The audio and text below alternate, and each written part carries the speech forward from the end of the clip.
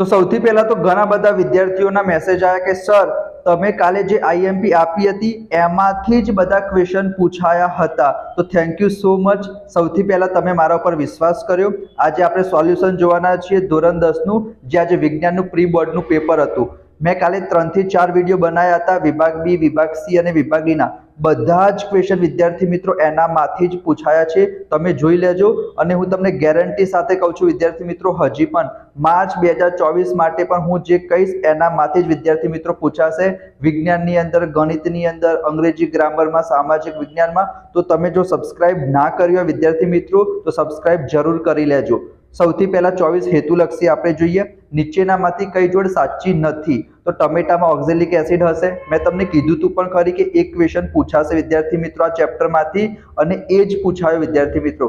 કીડીના ડંખમાં formic acid હોય, ખાટા ફળોમાં citric acid હોય, દહીંમાં ખબર છે વિદ્યાર્થી મિત્રો આપણને લેક્ટિક એસિડ હોય, પણ આ લોકોએ લખ્યું ટાર્ટરિક એસિડ. એનો મતલબ કે જવાબ શું આવશે? ડી આવશે. એના પછીનો ક્વેશ્ચન પર મેં તમને કીધું તો કે આલ્કેન, આલ્કિન અને આલ્કાઇન એનું મેઇન ફોર્મ્યુલા કરી દેજો. તો ઇથિન એટલે કે આલ્કિન, એનું શું થાય? CnH2n. મતલબ કે જેટલા કાર્બન હોય એના કરતા ડબલ હાઇડ્રોજન હશે. તો 40 કાર્બન હોય તો હાઇડ્રોજન 80 હોય. તો જવાબ શું આવશે વિદ્યાર્થી મિત્રો? બી આવશે. એના પછી ત્રીજા નંબરનો ક્વેશ્ચન, જૈવિક ક્રિયાઓ જે ટેબલ છે એનામાંથી પૂછાયું છે કે કણા સૂત્રોમાં પાયરુવેટના વિઘટનથી કાર્બન ડાયોક્સાઇડ, પાણી અને ઉર્જા ઉત્પન્ન થાય છે. ચોથા નંબરનો બેઠો પૂછાયો છે વિદ્યાર્થી મિત્રો. જો તમે મારા સેક્શન એ માટે મેં 3 થી 4 વિડીયો બનાવ્યા હતા. બેઠો ક્વેશ્ચન છે વિદ્યાર્થી મિત્રો. ચોથા નંબરનું પાવરના 3 સૂત્રો, P = VI. પછી V ની જગ્યાએ જો આપણે IR મૂકીએ તો I2R થઈ જાય, અને આપણે I ની જગ્યાએ V/R મૂકીએ તો V2/R થાય. તો પહેલા નંબરનું સૂત્ર ખોટું છે વિદ્યાર્થી મિત્રો. એના પછી ચોથા નંબરનો ક્વેશ્ચન જોઈ લીધો. પાંચમા નંબરનો પર મેં તમને કીધું હતું કે અંતર્ગોળ લેન્સ, બહિર્ગોળ લેન્સમાં વસ્તુ કઈ જગ્યાએ મૂકીશું તો કેવું પરિમાણ રચાશે? તો 2f1 ઉપર મૂકીશું, એટલે કે 2f ઉપર મૂકીશું તો વાસ્તવિક, ઉલટું અને વસ્તુના પ્રતિબિંબ જેટલું પ્રતિબિંબ રચાય. તો બી જવાબ આવશે. એના પછી સિલિયરી સ્નાયુઓનું કામ કોણ કરશે? તો લેન્સની, મતલબ સિલિયરી સ્નાયુઓ શું કાર્ય કરશે? તો લેન્સની કેન્દ્ર લંબાઈમાં શું કરશે વિદ્યાર્થી મિત્રો? ફેરફાર કરશે.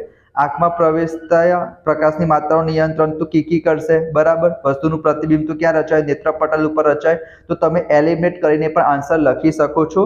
6 વિદ્યાર્થી મિત્રો ઇઝી, થોડા કોમ્પ્લિકેટેડ કહી શકાય. ચલો એના પછી ખાલી જગ્યા વિદ્યાર્થી મિત્રો કે બ્યુટેનાલ. આ પણ મેં તમને કીધું હતું. પાછળ શું લાગે છે? આલ લાગે છે તો આલ્ડીહાઇડ આવે વિદ્યાર્થી મિત્રો. ઓલ લાગે તો આલ્કોહોલ આવે, અને ઓન લાગે તો કીટોન આવે. આ પણ તમારી પરીક્ષામાં પૂછાઈ શકે છે. એના પછી ફ્યુઝ. તો ફ્યુઝમાં વિદ્યાર્થી મિત્રો નીચા ગલનબિંદુ વાળો વાહક આવશે. તો જવાબ શું આવશે? નીચા ગલનબિંદુ વાળો વાહક. એના પછી પ્રોટીનના પાચન માટે ખાલી જગ્યા ઉત્સેચક હોય છે, તો ટ્રિપ્સિન આવશે વિદ્યાર્થી મિત્રો. 10મા નંબરનો ક્વેશ્ચન, મનુષ્યમાં વાય રંગની હાજરી નર હોય તો એમાં X અને Y બંને હશે. માદાની અંદર તો વિદ્યાર્થી મિત્રો બંને X હશે, બરાબર. મેં તમને કીધું હતું ચેપ્ટર 3 જ માર્ક્સનું છે. લિંગ નિશ્ચયન કરી દેજો અને XY રંગસૂત્ર વાળું કરી દેજો, એનામાંથી પૂછાયો. 11મા નંબરનું સૂત્ર આપણને ખબર છે, R = 2F. તો F બરાબર શું થઈ જશે? R/2. એટલે કે જવાબ શું આવશે? ત્રીજા નંબરનું આવશે. સોડિયમ ઝિંકેટ, એનું અણુ સૂત્ર NaZnO2 આવશે વિદ્યાર્થી મિત્રો. આવું માર્ચ 2024માં પણ પૂછાઈ શકે છે. ખરા ખોટામાં જોવા જઈએ તો ઘણા બધા એવું કહે કે 2 સાચા 2 ખોટા કરી દઈશું. તો વિદ્યાર્થી મિત્રો અહીંયા 4 ખોટા આવશે. સોલ્ડર એ લેડ અને ટીનની મિશ્ર ધાતુ નથી, સીસુ અને ટીનની મિશ્ર ધાતુ છે. 14મા નંબરનો ક્વેશ્ચન, અંડપિંડ ટેસ્ટોસ્ટેરોનનો સ્ત્રાવ કરે છે? ના વિદ્યાર્થી મિત્રો, શુક્રપિંડ કરશે. અંડપિંડ તો પ્રોજેસ્ટ્રોન, ઇસ્ટ્રોજન, એની અંદર 2 આવશે. તો એ વિધાન પણ ખોટું છે. 15મા નંબરનો ક્વેશ્ચન આગળનું થોડું કન્ફ્યુઝ કરવા માટે આપ્યું છે. તમને ખબર હોવી જોઈએ, મેં તમને કીધું તું પણ ખરી કે મેઘધનુષ્ય વાળું પૂછાઈ શકે છે. 1 માર્ક્સમાં અહીંયા પૂછાઈ ગયું. તો મેઘધનુષ્ય ક્યાં દેખાય વિદ્યાર્થી મિત્રો? જ્યાં સૂર્ય હોય એની સામે આપણે શું કરવાનું? તો પીઠ કરીને ઊભા રહેવાનું હતું. એટલે કે સૂર્ય જ્યાં હોય એની સામેની બાજુ દેખાય.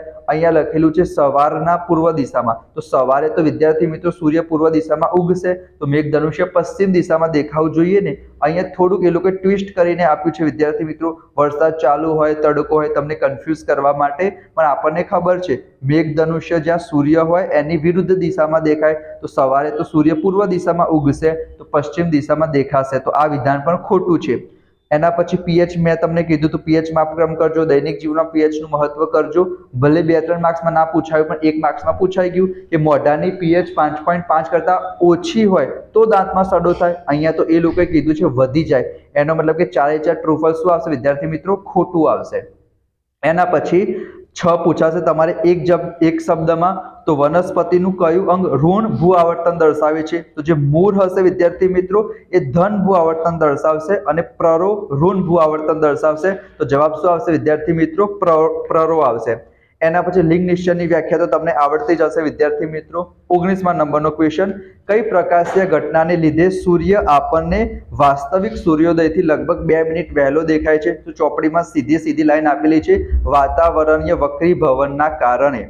એના પછી ઓમનો નિયમ અહીંયા લખેલું છે મેં V બરાબર IR, તમારે આખું લખવાનું હતું કે વિદ્યુત સ્થિતિમાનનો તફાવત હોય વિદ્યાર્થી મિત્રો એ વિદ્યુત પ્રવાહના સમપ્રમાણમાં હોય. સાંકેતિક કીધું હોય તો તમે આ રીતના લખી શકો, પણ તમારે આખી લાઈન લખવાની હતી. એના પછી UNEP નું પૂરું નામ છે યુનાઇટેડ નેશન્સ એન્વાયરમેન્ટ પ્રોગ્રામ. અને 22મા નંબરનો ક્વેશ્ચન કે પર્યાવરણનો મુખ્ય ક્રિયાત્મક એકમ કયો છે? તો જવાબ આવશે વિદ્યાર્થી મિત્રો નિવસન તંત્ર. એના પછી 2 જોડકા પૂછાયા હતા. એડ્રિનલ ગ્રંથિ, તો એ આપણે લડવાની કે દોડવાની ક્રિયામાં મદદરૂપ કરશે. પહેલો ક્વેશ્ચન હતો બધા અંગોમાં વૃદ્ધિ, તો એ પિચ્યુટરી ગ્રંથિ આવશે. અને થાઇરોઇડ ગ્રંથિ વિદ્યાર્થી મિત્રો શરીરના વિકાસ માટે ચયાપચયની ક્રિયાનું શું કરશે? નિયમન કરશે. તો 24 માર્ક્સના હેતુલક્ષી છે. તમારે કેટલા સાચા પડ્યા કોમેન્ટ બોક્સમાં કહેજો. અને હવે વિભાગ બી, વિભાગ સી, વિભાગ ડી માટે હું તમને હજી પણ કહું છું, સબસ્ક્રાઇબ ના કર્યું હોય તો સબસ્ક્રાઇબ કરી દેજો. જેટલા પણ ક્વેશ્ચન મેં તમને કીધા હતા, જો વિશ્વાસ ના હોય તો તમે વિડીયો જોઈ લો, એનામાંથી જ બધા ક્વેશ્ચન આજના પેપરમાં પૂછાયા છે અને માર્ચ 2024માં પણ પૂછાશે. તો સબસ્ક્રાઇબ કરી દેજો. ખોરાપાનું કીધું હતું, ક્ષારણ કીધું હતું, તો ખોરાપાનું પૂછાઈ ગયું.